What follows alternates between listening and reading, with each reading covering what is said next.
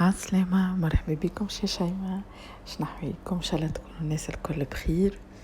أنا فرحانة برشا خاطر الفيديو هذا نسجل فيه نعمله في المونتاج وين في تونس. الحمد لله لقيت شوية وقت. قلت علاش ليه خليني نحاول نهبط فيديو، سورتو عندي زوز فيديوهات مصورتهم ومازلت ما عملت لهمش مونتاج.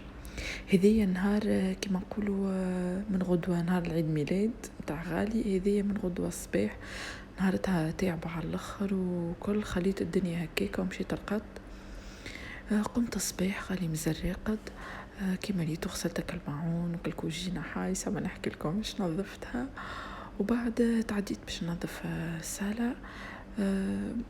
لقيت في التابي هكا شوية تفش وكل قلت يا خليني نعملها ميناج خفيف، خاطر انا مش ديما راني نهز ناحية التابي جينيرالمون معناتها كمليتو حتى كي ناحية التابي تحت ما فماش برشا وسخ وكل هكا هاو. عملت تنظيفة خفيفة للصالة، هوني نغزل غالي بالكاميرا بدا يفيق، قلت مانيش باش نقاوم من الفرش حتى لين نكمل خاطر كان خرجته من الفرش. كهو انا ماش نجم نعمل حتى شيء، لا اسبيراتور لا نجبد نمسح لا حتى شيء. كملت نظفت الصالة او تعديت الكوجينة، حضرت فطور خفيف لينا وياه. نخليكم مع الفيديو.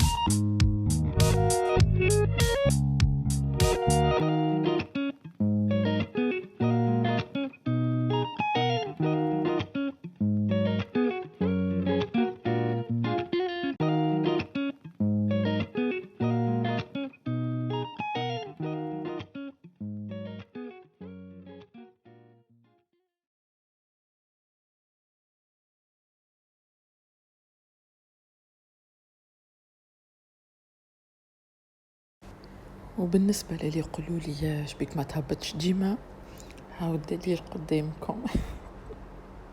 كي نحط الكاميرا غالي شنو يعمل. هوني بعد ما فطرنا نعمل ساعات انا وياه اكتيفيتي، نلعبوا بالجوي نشطحوا نعملوا اي حاجه حاسيلو. هكا هاو كيما تراو حاسيلو ما يخلينيش نعمل حتى شيء. بالعمل حتى القضية قصيت عليها كما قلت لكم قبل، راهو كي يقوم غالي انا ما عادش نعمل حتى شيء، مع قليل باش نخلط نعمل حاجه نطيب ولا نعمل ميناج ولا حاجه.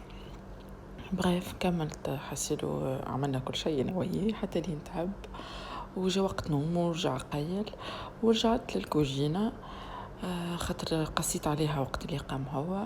كما شفتوا هوني نظفت الغاز كما وريتكم قبل. البرودوي هذيك متاع الغاز ناخذ فيه من اكسيون بالحق ما نستغنيش عليه، حتى حاولت معناتها بدلت ديما رجعت له بالحق هذيك شاده فيه. ياسر يخلي الغاز فيه لمعه مزيانه برشا. والسر زاده اني نشفه مليح، نشفه بالميكروفيبر بالكدا، وفي الاخر لازم نعدي عليه بابي هكاك بالحق نضمن اللي الغاز يقعد يدق وانا نرتاح.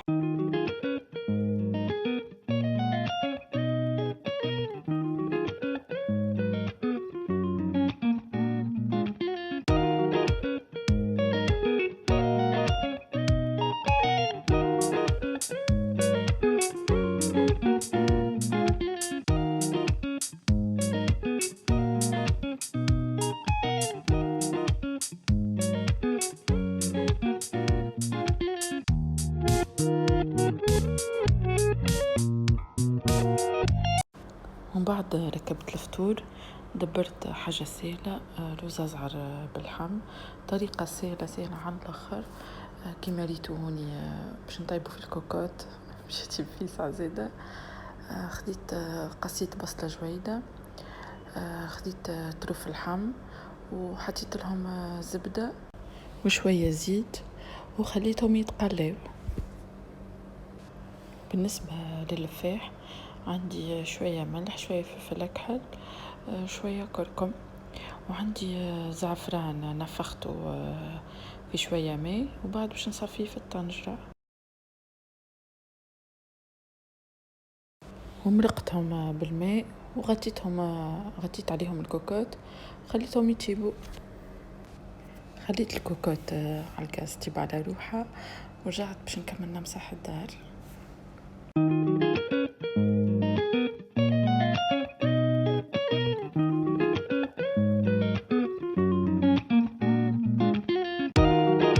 ما خلطتش نصور معكم كل شيء. كهو كملت نظافة الدار، هوني رجعت كراه بغالي الباركينج متاعو ورجعت للكوجينة باش نتفقد الفطور. لقيت اللحم سي بون تقرص، وهذه استوس حبيت نشاركها معاكم.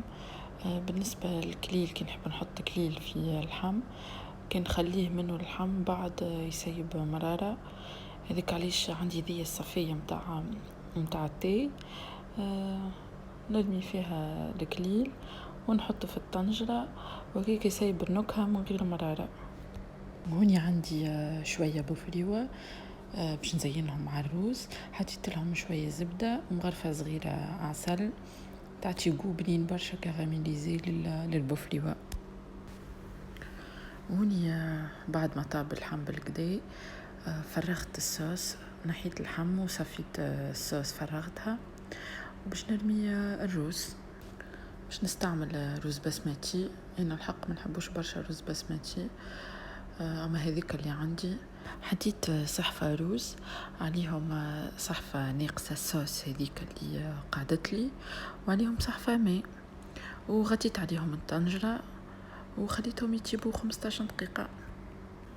وبالنسبة للحم حطيتهم في القلية اللي حمرت فيها البوفليوة، قليتهم شوية في الزبدة وكل العسل هذيك باش يعطيو لون مزيان.